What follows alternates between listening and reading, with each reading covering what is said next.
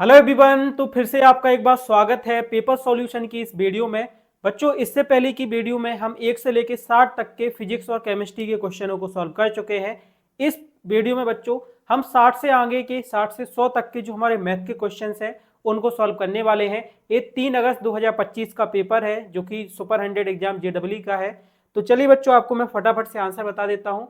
पहला क्वेश्चन है, यदि 65 और 117 के एचसीएफ को 65m माइनस 117 के रूप में व्यक्त किया जा सके तो m का मान है। बच्चों, जो m का मान होगा वो होगा हमारा बी ऑप्शन यानी कि 2। ठीक है।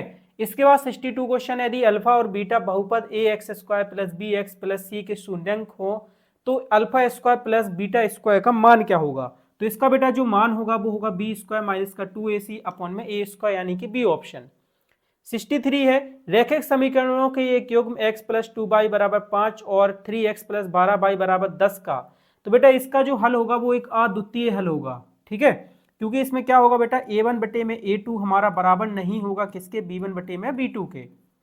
नेक्स्ट क्वेश्चन है, द्विघात समीकरण 2x square minus root 5x plus 1 बराबर 0 के मूल कैसे होंगे। तो इसके बेटा कोई भी वास्तविक मूल है वो नहीं होंगे, क्योंकि इसका जो विविक्तिकर आएगा बी स्क्वायर माइनस का 4ac, ये हमारा 0 से कैसा आएगा बच्चों, मतलब इसका जो विविक्तिकर होगा वो 0 से कैसा होगा,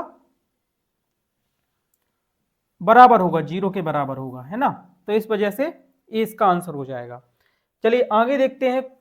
वैसे इसका आंसर क्या होगा, कोई वास्तविक मूल है नहीं है, ये इसका आंसर हो जाएगा सी ऑप्शन। आगे बढ़ते हैं। अगला, किसी समांतर श्रेणी का 24वां पद उसके 19वीं पद से 10 अधिक है तो उसका साब अंतर होगा।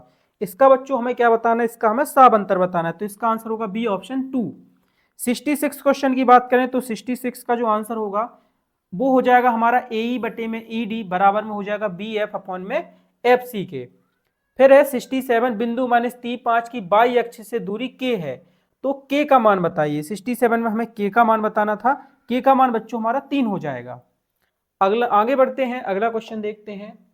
अगला क्वेश्चन है 2 sine square theta minus cos square theta बराबर 2। तो थीटा है 68 में हमें बच्चों क्या बताना है, थीटा बताना है, तो थीटा का मान हो जाएगा 90 डिग्री। फिर है, चित्र में दी गई जानकारी का उपयोग करते हुए h का मान बताइए। इसमें क्या बताना है बच्चों, h का मान बताना है 69 में। तो 69 का जो आंसर होगा वो ए ऑप्शन हो जाएगा 100 रूट 3 बटे में रूट 3 माइनस का 1 m।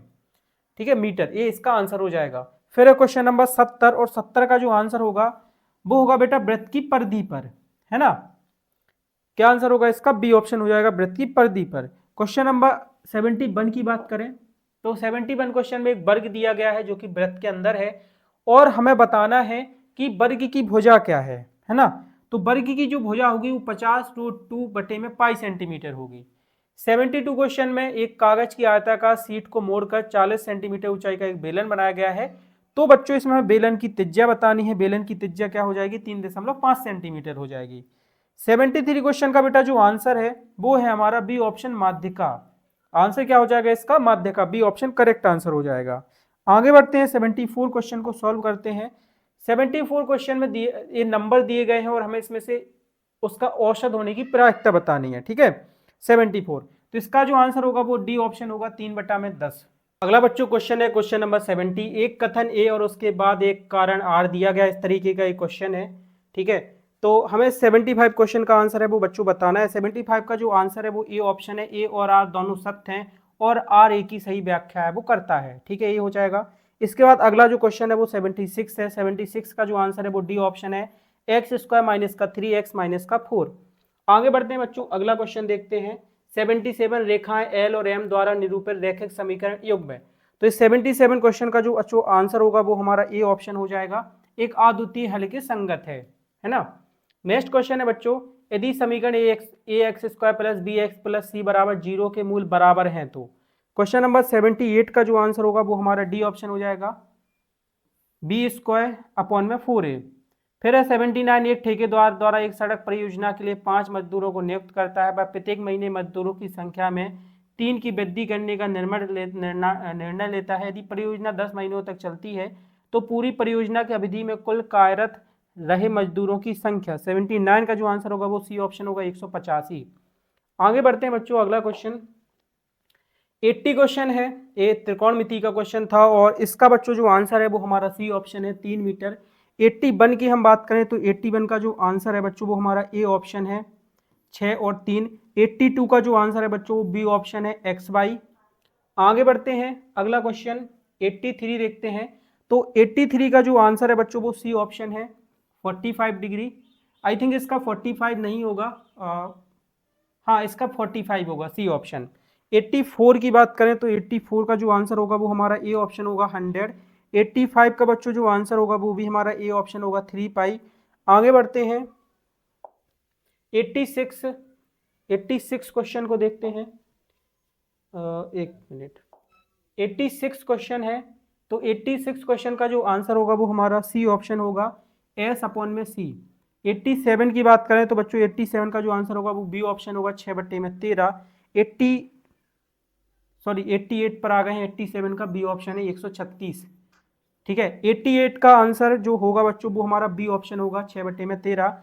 89 की बात करें तो 89 का आंसर होगा डी ऑप्शन 2√a² प्लस का b²। आगे बढ़ते हैं अगला क्वेश्चन है 90। क्वेश्चन नंबर 90 का जो आंसर है बच्चों वो हमारा ए ऑप्शन है 5। 91 की बात करें यानी कि 91 का, तो इसका आंसर डी ऑप्शन होगा। फिर इसके बाद 92 की बात करें तो 92 का आंसर हमारा सी ऑप्शन है 8 है ना। और 93 का जो आंसर है बच्चों वो ए ऑप्शन है PQR और CAB। फिर इसके बाद 94 है तो पाई हमारी एक अपरिमेय संख्या है, सी ऑप्शन इसका करेक्ट आंसर हो जाएगा। 95 है बहुपद x² प्लस 1/6x-2 के शून्यांक हैं। तो 95 का जो आंसर होगा वो हमारा बी ऑप्शन हो जाएगा।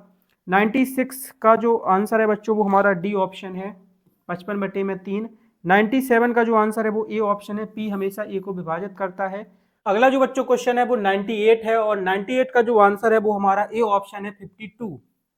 99 की बात करें बेटा तो इसका जो आंसर है वो डी ऑप्शन है 33 मीटर और 16 मीटर। इसके बाद जो 100 क्वेश्चन है बेटा इसका जो आंसर है वो बी ऑप्शन है 625। तो इस तरीके से बेटा हमने पूरे पेपर को सॉल्व कर लिया है, क्वेश्चन नंबर 1 से लेकर 100 तक के।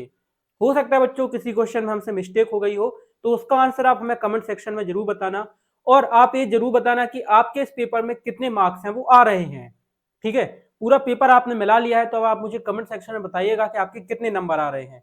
बाकी मैं आपको मिलूंगा जल्दी किसी नए वीडियो में, तब तक के लिए जय हिंद, वंदे मातरम।